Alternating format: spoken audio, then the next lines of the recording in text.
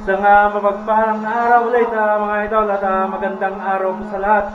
So bago natin silipin tong project at bago natin i-update yung ginagawa po namin dito, introhan muna natin.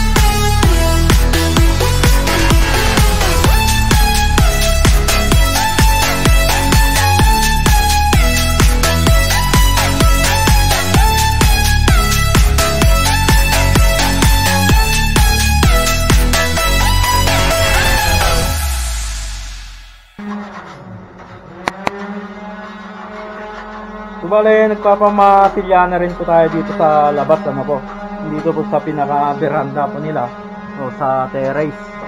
So ito po yung ginagamit nating pang matilya, Bale, yung all-purpose epoxy lamang po to na ANB. Pinasyalan po namin, idol, halika nga dito muna. Bale, ito po yung head painter natin, pinapasyalan natin sa buong Solano. Bale, wala pong nansag na epoxy dito sa amin. Lahat po ng hardware sa sa Solano ay wala po. Ito po, ikaw ang patunay. Magpatunay. Wala silang delivered na. Pero may nansag, wala. Wala talaga. Wala. Lahat. Mas maganda sana po yung nansag na gamitin natin dito para iwas tulo. So pasimulan na nating palagyan ng ng epoxy. Ayan, bilang po yan. Bali, ang fix po nito, kung gaano po karami yung pula, ganun din po yung karami ng yung puti. Iwasan lang po na magkaamuyan. Para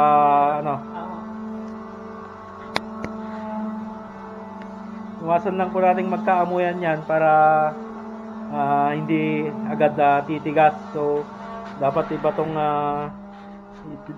itong ng pula, itong pinangkukuha natin, at iba din yung pangkuha natin dun sa puti.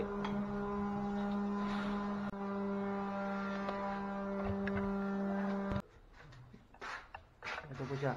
Bali, sinisiksik mo po namin yan hanggang sa may metal faring talaga, para kakapit din po sa sa metal faring para maiwasan yung pagbitak. Although hindi na po talaga naiiwasan yan, yung hairline crack po na sinasabi nila, dahil po sa klima dito sa atin sa Pilipinas, lalo na po pag sobrang init at nagkakaroon po talaga ng crack.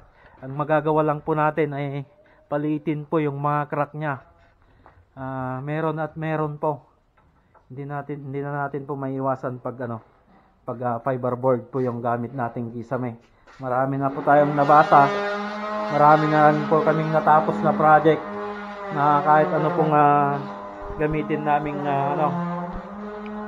pang lagay sa dugtungan ay nagkakaroon pa rin kahit dinaan po namin sa tamang proseso. Meron at meron pa rin tong hairline crack na nakikita. At bumabalik na po yun, yung crack niya pag lumamig yung panahon. Pag sobrang napakainit po, nagkakaroon po talaga ng mga crack. Although hairline crack naman lang po, halos hindi natin mahahalata. So ito na po yung yung living area saka receiving. Halos na primer na po natin lahat ito. Bale, yung kulay po dito ay choice po ito ng mga may-ari. Siyempre po, yung mga titira po ang masusunod sa kulay. Bale, gray po saka off-white o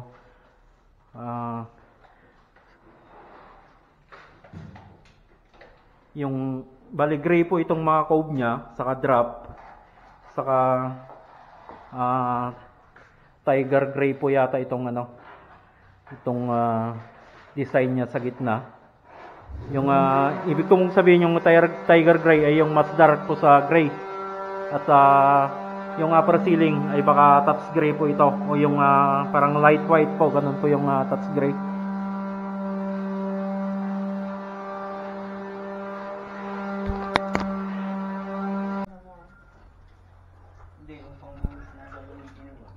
Kung mapapansin nyo po, may tape po ito.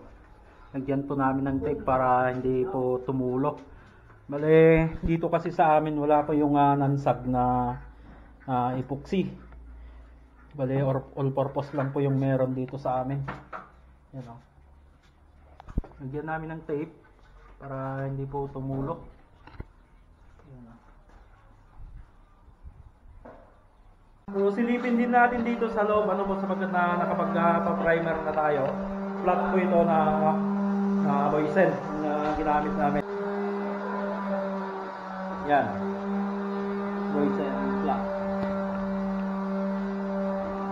Yan. So, bali dito sa living area at receiving po ay naka-primeran na po natin tong cove. Saka itong drop niya sa loob. Saka yung drop sa gitna pala. Yan. Silipin natin yung room 1 saka room 2. Ito po, na-primeran na rin po ito. Yan.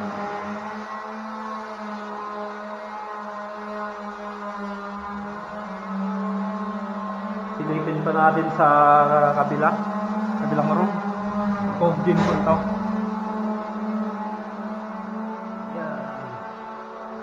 Ganda na, primer pa lang.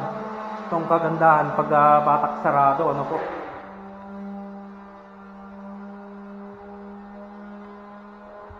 Silipin pa natin sa sa kitchen at saka dining. Sa dining po ito, yan. Papatakan na po natin. At palihan na po natin. Ready na rin po ito para sa primer. Dito po sa master's bedroom ay ano na po, na masilyahan na po yun.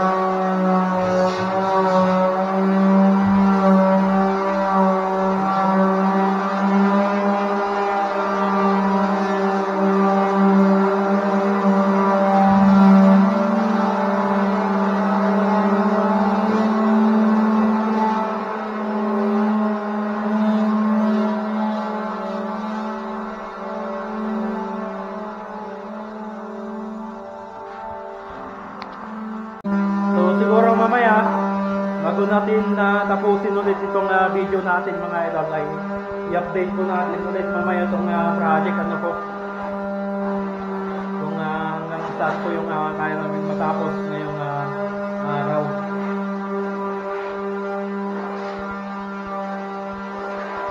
One hour later. Natin itong project, ano po. Tol, pakabukas niyo muna. Dito sa sa may room 1 ay na-primeran na po ito. I-retouch na lang natin yung mga malalalim na part. May mga part pa na kailangan natin yung masilya bago tayo magpay ng coat, ano po. So, bali sa coat po dito ay gray lang po. Tapos, off-white po yung niya, yung upper ceiling. Ganun din po dito sa primeran na po kanina. Dito sa room 2. Living area, yan po yung living area. At receiving, okay na rin po na primeran na.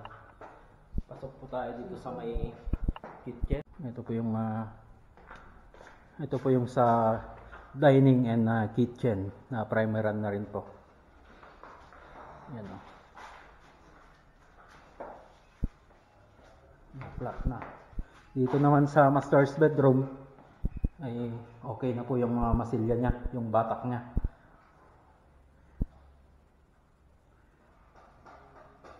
So dito sa terrace, yung hindi na lang po natin nababatakan.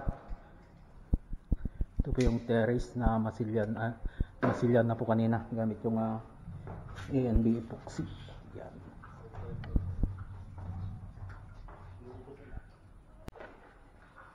So yan po muna yung update dito sa ating project, ano po. Maraming salamat po ulit sa inyo sa pagsubaybay sa amin dito sa aming ongoing project. So dito ko na po tatapusin yung video natin ngayong araw.